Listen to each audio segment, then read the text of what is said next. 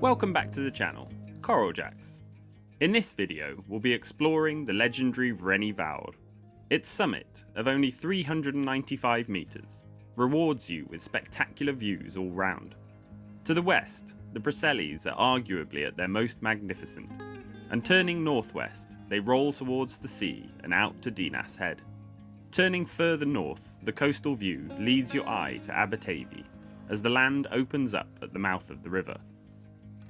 And on a clear day, you can also see Eryri to the northeast, Banau Brycheiniog to the east, and Gower to the southeast. A good payoff for a fairly short walk. Frenni Fawr's summit is steeped in history, hosting a collection of prehistoric tumuli, the largest of which was topped with a trig point long ago, much to the annoyance of antiquarian Richard Fenton, who wished to dig for the fabled treasure. This mountain, technically a hill, is on the outskirts of the majestic Preseli mountains, technically also hills, but say no more of that. And although she and her smaller sister, Frenni Fawr, are not included in the boundaries of the national park, many view them locally as an entryway into the Preselis, or perhaps, as the folklore suggests, a thin veil between worlds.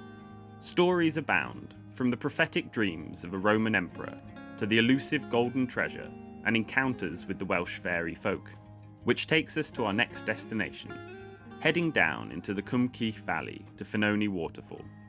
This valley, its ancient woodlands and the streams, are said to be the setting of ancient Welsh tales and an entrance to the Otherworld. So stick around as we explore the legends of Frenni Fawr and Ffynone, as well as accounts from the excavations that took place at the barrows, or skip ahead with the chapters down below. According to legend, Frenni Fawr is the mountain on which the Roman emperor Magnus Maximus is said to have hunted on, and that this mountain was known locally as Cadair Macsen until relatively recent times. In the Mabinogi, a collection of ancient Welsh texts, there is a tale about Roman Emperor Magnus Maximus, or Macsen Weldig, who reigned from 383 to 388 AD. The story is called Breuddwyd Macsen, the Dream of Macsen, and tells of Macsen Weldig, a Roman emperor who falls into a particularly deep sleep one day after going hunting. He dreams of a lovely maiden in a faraway land, a majestic land with the most amazing mountains and trees, and a beautiful castle. When he awakes, he sends his men all over the earth in search of her and this special land. After much difficulty, they find her in a rich castle in Wales and lead the emperor to her. Everything he finds is exactly as it was in his dream. Chose a sunny Sunday. So, where are we going, babe? Oh, first we're going to Frenni Fawr. The legendary Frenni Fawr. Actually filled with quite a lot of legends. And potentially treasure. Ooh, yeah. I couldn't figure out from the descriptions where exactly this treasure is hidden. Oh, well, he didn't find the X marks the spot. No. I was kind of hoping for it to be a map. Somewhere on this mountain is said to be buried treasure, and we found several references to it in old books. The following is from Nooks and Corners of Pembrokeshire, written in 1895 by H. Thornhill Timmins. In a chapter called A Ramble Over the Preseli Hills to the Sources of the Cleddau, he writes, "Save towards the west, where the higher Preseli range intercepts the view, the prospect is wide and unrestricted, comprising nearly the whole of Pembrokeshire, with its setting of silvery sea and a vast stretch of South Wales, including the peninsula of Gower, while the northern horizon is bounded by the remote North Walian hills, amongst which, if the day be clear, the peak of Snowdon may possibly be distinguished. Descending by the opposite end of the hill, we pass a small homestead, whose name indicates that the source of the Nevern River is near at hand. Somewhere within the flanks of Frenni Fawr, there lies hid, according to the tradition of the countryside, a leaden casket packed full with untold gold. The genus loci that guards this mysterious treasure takes the form of a violent tempest, which bursts in thunder and lightning around the head of the man who is foolhardy enough to seek to possess himself of the forbidden prize. Antiquarian Richard Fenton also talks about this treasure in 1810. About midway down the hill, on whose sloping verge we reclined, we were shown by the peasants a spot which is said to contain a leaden chest filled with gold, to get at which many fruitless attempts had been made, as the supposed guardian of this mysterious treasure, some tremendous phantom with Tempest in his train, issues out to confound the daring intrusion. And there are many living who have the hardiness to vouch for the truth of such terrific interruptions. Yet there may be something enigmatical and not uninstructive crouched under all this. By the leaden chest may be meant a valuable mine of that metal hid in the bowels of the hill, which, if once found and worked, would undoubtedly produce gold. By the spectre and the other accompanying terrors may be shadowed out the dread of expense attending mine adventures, which too frequently gives an abrupt check to their progress. Yeah, reasonably clear day, even though it says there might be a 30% chance of rain in an hour, but I can't quite see which direction that's supposed to come from.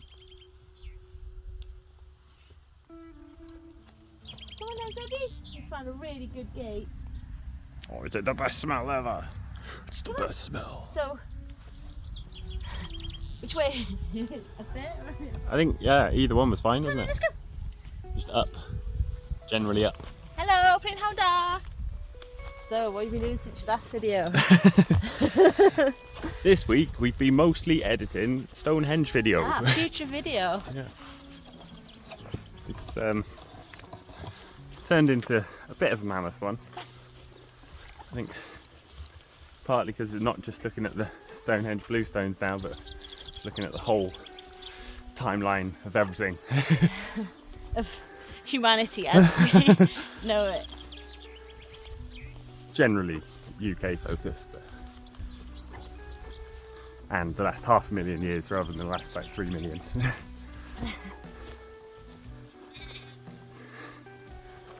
Yeah, I might have to take my hoodie off already. I know. The sun on me. In the year 1880, Wirt Sykes writes of the Tylwyth Teg at Frenni Fawr in his book British Goblins. We also found this story in the 1831 book Cambrian Superstitions, written by folklorist William Howells. It is now about 50 years ago since a stripling of 12 or more years of age was tending his father's sheep on a small mountain called Frenni Fawr. It was a fine morning in June, and he had just driven the sheep to their pasture for the day, when he looked at the top of Frenni Fawr to observe which way the morning fog declined, that he might be a judge of the weather. If the fog on Frenni Fawr declines to the Pembrokeshire side, the peasants prognosticate fair. If on the Cardigan side, foul weather.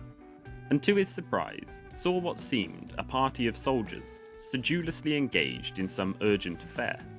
Knowing there could not possibly be soldiers there so early, he, with some alarm, looked more minutely, and perceived they were too diminutive for men. Yet, thinking his eyesight had deceived him, he went to a more elevated situation, and discovered that they were the Tylwyth Teg dancing. He had often heard of them, and had seen their rings in the neighbourhood, but not till then had the pleasure of seeing them. He once thought of running home to acquaint his parents, but judging they would be gone before he returned, and he be charged with a falsehood, he resolved to go up to them, for he had been informed that the fairies were very harmless, and would only injure those who attempted to discover their habitations. So, by degrees, he arrived within a short distance of the ring, where he remained some time, observing their motions. They were of both sexes, and he described them as being the most handsome people he had ever seen. They also appeared enchantingly cheerful, as if inviting him to enter and join the dance. They did not all dance, but those who did never deviated from the circle. Some ran after one another with surprising swiftness, and others, females, rode on small white horses of the most beautiful form. Their dresses, although indescribably elegant and surpassing the sun in radiance, varied in colour, some being white, others scarlet, and the males wore a red tripled cap, but the females some light headdress, which waved fantastically with the slightest breeze. He had not remained long ere they made signs for him to enter, and he gradually drew nearer till at length he ventured to place one foot in the circle, which he had no sooner done than his ears were charmed with the most melodious music, which moved him, in the transport of the moment, to enter altogether. He was no sooner in than he found himself in a most elegant palace, glittering with gold and pearls. Here he enjoyed every variety of pleasure, and had the liberty to range wherever he pleased, accompanied by kind attendants, beautiful as the houris, and instead of tatus slaith, buttermilk, or fresh-boiled flummery, here were the choicest viands and the purest wine in abundance, brought in golden tablets inlaid with gems, sometimes by invisible agency, and at other times by the most beautiful creatures. He had only one restriction, and that was not to drink upon any consideration, or it was told to him it would be fatal to his happiness, from a certain well in the middle of the garden, which contained golden fishes and others of various colours. New objects daily attracted his attention, and new faces presented themselves to his view, surpassing, if possible, those he had seen before. New pastimes also were continually invented to charm him, but one day his hopes were blasted, and all his happiness fled in an instant. Possessing that innate curiosity common to most of us, he, like our first parents, transgressed, and plunged his hand into the well, when the fishes instantly disappeared, and putting the water in his mouth, he heard a confused shriek run through the garden. In an instant after, the palace and all vanished away, and to his horror he found himself in the very place where he had first entered the ring, and the scenes around him, with the same sheep grazing, were just as he had left them. He could scarcely believe himself, and hoped again that he was in the magnificent fairy castle. He looked around, but the scene was too well known. His senses soon returned to their proper action, and his memory proved that although he thought he had been absent for so many years, he had been only so many minutes.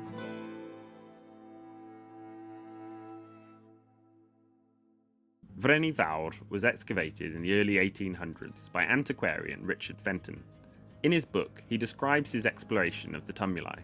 The following is quoted from a historical tour through Pembrokeshire, written in 1810. The business of the second act of our antiquarian drama, namely, a visit to the mountains for the purpose of exploring some of the ancient sepulchres, are British pyramids that dignify their summits. In this country, nothing had been attempted systematically towards ascertaining the nature and the age of those venerable mounds, which not only our highest hills, but our lowlands in many places abound with. Though large groups, from the cultivation and intersection by fences everywhere the land has undergone, are seldom discoverable to a common observer, yet I owe it to the indefatigable researches of my son, the useful companion of my labours, that I have in my power to say that in no part of the kingdom, with an exception to the grand primitive cemetery on the plains of Sarum, are there more monuments of the sepulchral and druidical kind to be found than in Pembrokeshire. However, the former may be nearly levelled by the plough and disturbed by enclosures, and the circles and columns of the latter have experienced a fate that the stupendous work of Avery cannot boast to have escaped. Initiated in the mysteries of barrow opening, from having often had the honour of being a party with my friend Sir Richard Hoare, on such occasions in Wiltshire, the best school for the knowledge of tumuli of every description, where I have seen for a whole week the operations carried on with a method and judgment which nothing but experience could produce, by labourers accustomed to the business, and under the eye of a gentleman appointed to superintend, who has reduced this pursuit almost to a science. I was desirous of attempting something of the same kind, on a small scale, in my native country, in order to form a comparative statement of our discoveries and those on the Wiltshire Downs, and only lamented my want of fortune to carry my wishes into execution. Orders were given accordingly for a certain number of labourers to be in readiness to attend us the next morning, which opened with most favourable auspices. The pioneers and the sumpter cart moved off early, and we followed soon after. Frenni Fawr, the most easterly of the Pembrokeshire hills and the nearest to us, was destined for the scene of our operations. We began our operations on the tumulus that first occurred after we had gained the mid-acclivity of the mountain, whose dimensions might be about 30 feet in diameter and about 8 feet 8 inches high to the apex, sloping gently to the extremities. We made a large section and had not penetrated above 2 feet before we discovered marks of cremation, generally an ineffable criterion of the sepulchral character. Within another foot and a half from the surface, we came to several flat stones tiled over each other, which induced us to dig more cautiously. Having removed the earth from about them, we found a receptacle of the size and shape of a common country oven, 2 feet in diameter and as much in depth. Being opened, it was found full of water. There was a coarse flag at the bottom, and stones of a similar sort lining the sides. After landing out the water, we came to fragments of a large urn of very rude pottery, and half-burnt bones in a thick black sediment, seemingly of decomposed charcoal, which was most carefully searched in hopes of it containing beads, amulets, bone utensils, arrowheads, or other relics that generally accompany such interments on the downs of Wiltshire, but nothing of the kind was discovered. The urn, perhaps softened by the moisture that involved it, appeared to have been broken for ages, yet, by what we could gather from its shattered state, it had nothing singular in size, shape, or materials. We then proceeded in our ascent to encounter two large tumuli nearer the summit of the mountain, and having a competent number of labourers for the purpose, the operations of both went on at the same time. Yet though we fairly intersected one, the largest, and made an immense opening in the other, no interment was found, but the former, as went the tradition, and probably its companion too about 30 years ago, from a supposition that it contained treasure, had been ransacked. When it is said a violent tempest, attended with thunder and lightning, arose to secure the bold attempt, obliging those concerned in it to desist and leave their work unfinished. Yet it is too evident that they went so far as to have disturbed the actual spot of the interment, as the same sort of stones that covered the urn in the first barrow we opened appeared scattered in a state of confusion amongst the earth, which might have formed a similar receptacle to what we found in the other. But there were no appearance of bones or fragments of urns, the earth that was then disturbed and thoroughly mixed having been thrown in, grown hard and consolidated, so that no trace could well be expected of what it had been. The monarch barrow, crowning the very summit of the mountain, had been in subsequent ages converted into a beacon, its apex being one deep bed of ashes, and was by the engineers lately sent down from the government, fixed on to perform the same office in case of an emergency. But there was reason to suppose, from the confused state we found the coarse flags in the centre of this, that its contents had experienced the same disturbance with the other two. The repast over, we took a different position to drink our wine in, on the opposite side of the lofty ridge, looking towards a richly cultivated country to the east. The mist, with its fleecy wreaths, that endlessly shifted their appearance, contributing to diversify the landscape. From the top of Frenni Fawr you can see Frenni Fach, which, according to Covelin, has a barrow of earth and stones, 8.5 metres in diameter and 1.5 metres high, set upon the summit of Frenni Fach and formerly serving as a parish boundary marker. The monument has been dug into and otherwise mutilated. We didn't make it over there today, and I'll explain why in a moment. But if you use Facebook and fancy some more information, we recommend checking out a page called Preseli 360. Listed as just for fun, it's been going for a long time and has an impressive catalogue of images, videos, and perspectives gained from regular visits over many years. It also has a really friendly and open-minded comments section to share ideas. So give them some love, and while you're over there, remember to check out our Facebook page as well. It's been a while since we visited Ffynone, and it never really disappoints. It's an enchanting woodland and a beautiful waterway. As you can see, there are signs here telling of the place's association with Welsh folklore and links to the Mabinogi. The streams that flow through Cwm Cych Valley have long been reputed to be a way to enter the Celtic Otherworld, Annwn, and it doesn't take much imagination to see the waterfall here as a doorway of sorts, inviting you in to its waters and beyond. So there is little wonder why this spot has been suggested as an entrance. Through some happy luck, despite the beautiful Sunday sun, we managed to get the place to ourselves for a short while, enough to film, wade across, and climb around without an audience. We were gonna finish the day with a walk up Frenni Fawr, but Zeb was enjoying the water so much and protested when we went to leave. So we didn't have the heart to tear him away, and threw stick after stick after stick after stick after stick. There are obviously loads more legends associated with these places, so let us know in the comments if you're privy to any, and we'll cover them in a future video all about folklore, where we'll be having a bit of fun with the editing and trying our hand at a bit of basic animation. Thanks for watching!